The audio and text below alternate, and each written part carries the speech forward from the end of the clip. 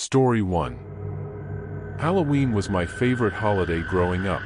Now, I absolutely hate it. I won't sugarcoat it, I hate Halloween.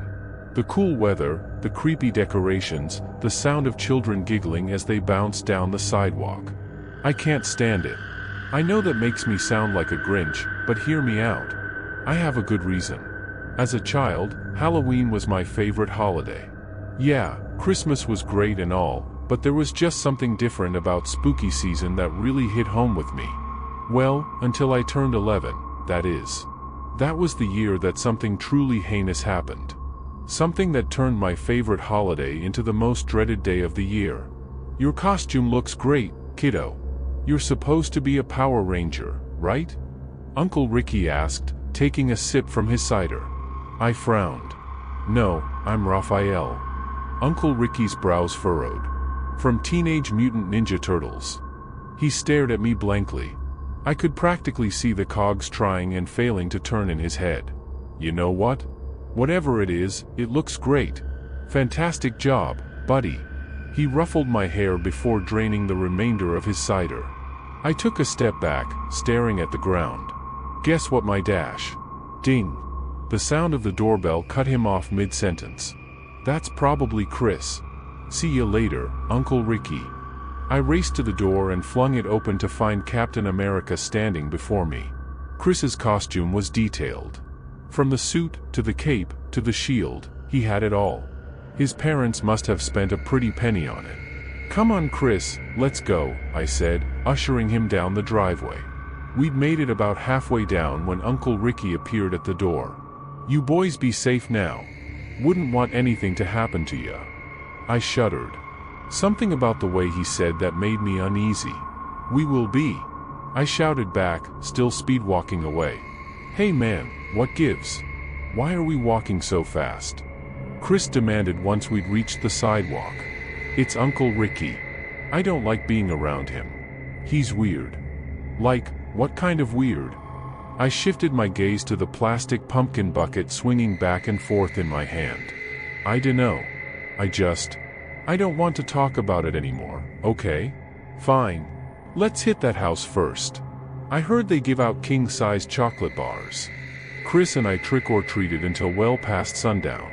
To my dismay, even though I wore a turtle shell backpack and a red bandana, most people automatically assumed that I was the Hulk. Eventually, I just stopped correcting them. By 9 o'clock, all the other kids had already gone home, and I was getting tired of people thinking that I was Chris's sidekick. This is getting heavy. Are you ready to go back yet? I asked. Come on, just one more house, then we'll dash. Hey boys. Nice costumes you got there. We froze. I didn't know why, but my heart began to thunder in my chest at the sound of the man's voice. We slowly turned to face him. What I saw still sends chills down my spine to this day. A tall figure stood before us. He wore a leather jacket and jeans, and a red-splattered hockey mask shrouded his face from view. Even through the thin plastic, I could hear his ragged breathing. The shallow rise and fall of his chest as he stood there, that predatory stare boring into me. But that's not what frightened me the most. The man was holding a machete. One that was dripping with a dark crimson liquid. Chris and I didn't even say anything to each other. We didn't need to. We took off into a dead sprint, booking it down the sidewalk. I didn't have to look back to know that the man was in hot pursuit. My legs pumped as fast as they could go, and I tried my hardest to focus on getting to safety, but I couldn't shake this nagging feeling at the back of my head. The feeling that if I didn't do something, that Halloween would be my last. Help! Help us! I shrieked, praying that someone would come to our rescue. But no one did. The streets were empty, completely devoid of life. If anyone had heard my cries from inside their homes, they could have fooled me. Everyone probably thought it was just some dumb teenager pulling a Halloween prank. Little did they know, Chris and I were running for our lives. After what felt like an eternity, curiosity got the better of me, and I chanced to look back at our pursuer. My stomach instantly twisted into knots. He was gaining on us. Adrenaline took over, and I racked my brain for ideas. My candy bucket. I'd worked all night collecting my bounty, but in that moment, I didn't care. I just wanted to make it home in one piece. I hurled the plastic pumpkin behind me with as much strength as I could muster. I watched as it ricocheted off the man's arm and landed on someone's lawn, spilling its contents into their grass. My heart sank. I was out of ideas. "This way!" Chris yelled, pointing down a side street. My face lit up. We were still out of earshot at that distance, but I could see a woman and a young child walking along the sidewalk further ahead of us. With how far we'd strayed from our houses, she was the only chance we had at escaping from that lunatic. Just when I thought that we might make it out of there alive, the unthinkable happened. I tripped. Time seemed to slow as I went sprawling to the unforgiving concrete. I landed hard, scraping both of my knees in the process. I wailed in agony as tears blurred my vision. I was so dazed from the fall that I had almost completely forgotten about the predicament I was in, until I heard the man's labored breathing hovering directly above me. I suddenly felt someone grab my arm and shove me onto my butt. I have never been more terrified than I was in that moment. The fear was so overwhelming that I was paralyzed. I couldn't move. I couldn't speak. I could barely even breathe. My assailant didn't waste his opportunity. He dropped to his knees and began crawling toward me on all fours like an animal. The machete dragged along the sidewalk, its sharp, crimson-coated blade clinking against the concrete as he advanced. My breath hitched in my throat as the man loomed over me, mere inches from my face. His dark, soulless eyes stared into mine. He leaned in so close that I could smell his breath. Then, to my horror, he brought the machete up to my neck. My mind raced as he lightly slid it across my throat. My entire body trembled when he placed his fingers to the fresh wound and dipped them into the blood seeping from within.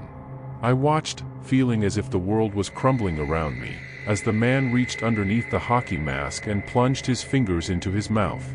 "You taste incredible," he whispered, raising the machete again. My eyes grew wide as dinner plates, but this time, for a different reason. In the blink of an eye, the man was lying on the ground with a rivulet of red seeping from his scalp. Chris tossed a brick to the ground beside him and pulled me to my feet. I had never been so happy to see him in my entire life. "Snap out of it. We have to go," Chris shouted, tugging me down the street. I glanced at the man one more time before we took off. That scene is one that will be burned into my brain for as long as I live. Once we made it back to my house, I snapped. I cried uncontrollably for hours, and nothing could get me to calm down. Of course, the cops were called, but the man had vanished by the time they arrived at the scene. I was inconsolable for weeks afterward. And not just because of what happened to me. When I glanced back that one final time, my attacker's mask had slipped, revealing part of his face. The image of my uncle lying there, still gripping the machete, is one that I will never forget. Uncle Ricky disappeared after that night. For reasons I can't explain, I never told my parents that he was the one chasing me. I don't know if they ever made the connection, but I didn't plan on bringing it up. My own memories of the event are painful enough, and I didn't want to relive that trauma. But now, I think I've changed my mind. Because yesterday, as I was returning from the pumpkin patch with my wife and daughter, I noticed something lying on a chair on our porch. My blood instantly ran cold when I saw it. A machete, a hockey mask, and a photo were neatly arranged on the cushion. My hands shook as I rummaged through them. When I picked up the picture and held it up to my face, all the awful events from that night came flooding back. The photograph depicted my daughter playing in our front yard. And on the back, written in crimson, was a note that said, "I really hope she tastes as incredible as you did."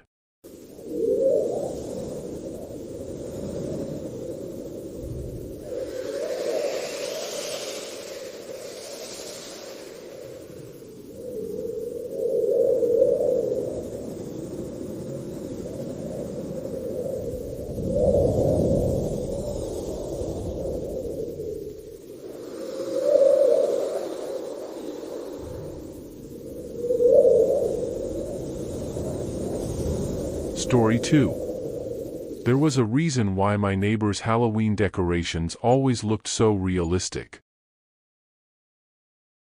I absolutely used to love Halloween. Not only dressing up as my favorite, scary character, making horror-themed food, or putting up decorations. No, I loved the atmosphere that filled our neighborhood, as it changed from its boring demeanor into something horrifying and exciting. My neighbor, and best friend Mark, was an even bigger fanatic than myself. Each year, he'd try to make the best costume or scariest decoration. But, despite our best efforts at becoming the Halloween kings, we could never match up to Mr. Black. Mr. Black was a man of advancing age. He'd been widowed about a decade earlier, left behind by a vicious, evil wife that treated the entire neighborhood like crap. The only thing she ever loved was Halloween, and she'd make damn sure all the attention was directed at herself each year on October 31st. When she died, I almost felt relieved for the poor man. Still, for reasons beyond my comprehension, he decided to keep his abusive wife's tradition alive. Each year, he'd come up with the most gruesome display of nightmare-inducing decoration. His entire house would be transformed into one of absolute, mind-bending horror. He'd build a pool of blood in his garden, or he'd cover the entire house with cobwebs, unleashing a horde of spiders just to prove that he could. It was as beautiful as it was disgusting. How he constantly managed to outdo himself brought great joy to the rest of the neighborhood. Unfortunately, Mark couldn't stand it. He's a damn attention seeker. Always has to be in the spotlight, every fucking Halloween. For years, Mark had tried to outdo Mr. Black. He'd spend thousands of dollars in preparation, planning for months ahead of time, only to be blown out of the water by Mr. Black. What was even weirder was that each time, it would only take Mr. Black a day to set everything up, which enraged Mark beyond anything else in life. In 2017, Mark even resorted to renting animatronics that resembled crawling corpses. He littered his yard with the things, letting them scream and pull themselves around. He was so confident that year. And, even as the 30th of October rolled around, Mr. Black still hadn't put up any decorations. When we went to work the next day, on Halloween itself, Mark was beyond himself with joy. He'd finally done it, and he just wouldn't shut up about it. It wasn't until we got home later that day, before we saw the horrors taking place in Mr. Black's front yard. In the span of 8 hours, he'd turned it into a literal graveyard. Muffled screams were coming up from the ground, with bells that were attached to strings, leading into buried coffins.